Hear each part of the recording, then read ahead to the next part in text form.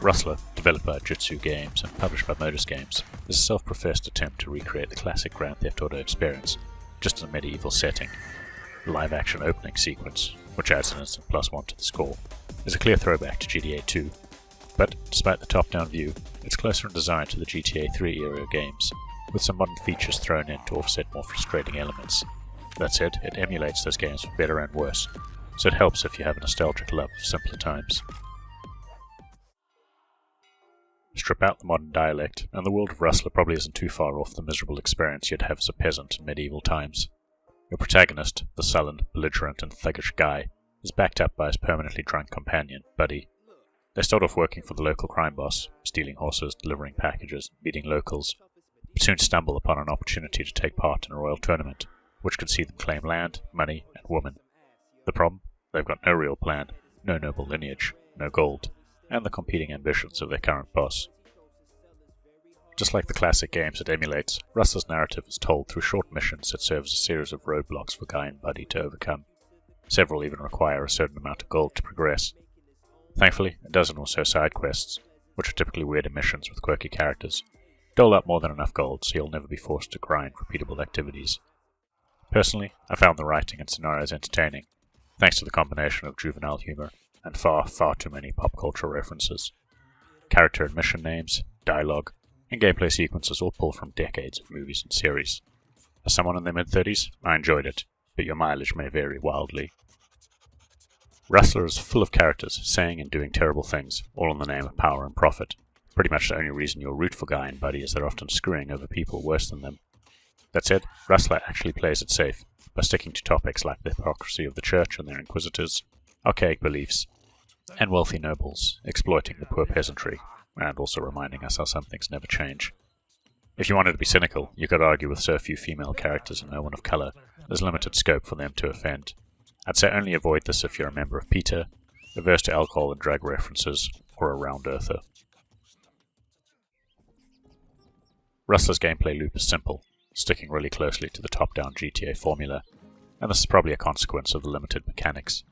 You ride between quest givers, follow checkpoints, beat up or kill targets, steal some horses, escort brain-dead NPCs, flee the law, and all of this is often done against the clock.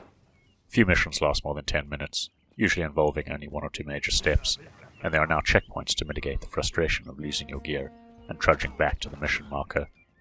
The map is large enough to provide unique locations for each mission, but also small enough that you'll travel the same routes and see the same intersections one too many times. The isometric viewpoint and simple thumbstick-driven movement work well, with the camera pulled back far enough to ensure you can always respond in time, even when moving at full gallop on a horse.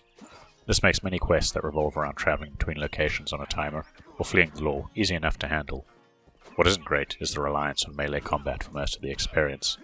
You aim your strike with the right stick, attack with the right trigger, block or parry with the left trigger, and have to manage a stamina meter. It's simple, and there are several weapon types, but it lacks feedback, and the distant camera makes timing attacks and parries difficult. Thankfully, most missions in Rustler give you leeway, and they don't punish you for leaving the immediate area. You can dash off to regain health or lose some heat, return on a charging horse to crush your foes, or purchase a slow but powerful crossbow to pick them off at range.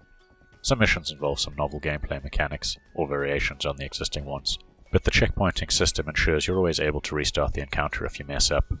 Of course, there are also repeatable activities like racing, taxiing passengers, collecting and delivering packages, and jousting, all on horseback or cart, and the ability to purchase safe houses. Further aiding your progress, every primary and side quest you complete rewards skill points that you can invest into a basic skill tree with several overpowered abilities. Sure, you can increase basics like health, stamina, and damage output, but other abilities allow you to survive a lethal blow with 1 HP, summon a horse from anywhere, or lose heat while racing through wooded areas. So long as you've got enough points, you can invest in any of these skills, and cheaply reset them for a negligible amount of gold. It feels a bit broken at times, but ensures you can always progress by resetting and picking skills that suit your current mission. When it comes to presentation, Rustler is great for an indie title, but has a problem with variety. Whether you're exploring vast open farmlands and woods, or the bustling and polluted cities, it looks good, given its modest budget. Textures are reasonably sharp, light sources all cast dynamic shadows, there are dozens of destructible objects, combat animations and gore look detailed, and everything has a subtle, cel-shaded look, to ensure they stand out at a distance. Unfortunately, the western portion of the map looks exactly the same as the eastern portion, and the second city is simply a larger variant of the first. Rustler desperately needed a bigger tile set. The audio is mixed, with underwhelming battle sounds, drunken gibberish for voice acting, and occasionally overloud ambient audio, but the music is handled in an unorthodox and entertaining way. Bards are found in abundance throughout the world, providing a shifting soundscape as you move from point to point. However, if you want, you can hire them to accompany you, pick a style of music, and they'll dynamically change the tempo depending on the action. Some strum out medieval folk music, others scratchy and distorted rock, or some beatbox rap tunes. There are not a lot of tracks, though this is really an issue with the short missions, but all of them are a riff on the unlicensed music from GTA 2 and the GTA 3 era games. All things considered, Rustler is a game that feels simple to play, moves at a brisk pace, and strips out most of the frustrating elements of the older GTA-style games. However, the medieval setting means travelling on horseback, a focus on melee weapons, and a sparsely populated world. As a result, it ends up feeling like a laid-back interpretation of GTA, and you'll really experience the emergent chaos those games did so well. On several occasions, when I maxed out the wanted level, I could still tear through mostly empty city streets or countryside, chased by only a few knights on horseback, and stumbling upon the odd crossbowman waiting in ambush. Sure, you can fire a crossbow or swing a sword from horseback, but there are no dramatic high-speed shootouts, no roadblocks to smash through, and certainly no chain explosions involving horses. That said, Rustler moves along at such a brisk pace that I enjoyed most of the 9-ish hours it took me to reach the climax. It made me appreciate classic mission design and pacing, but also appreciate how far we've come in the genre.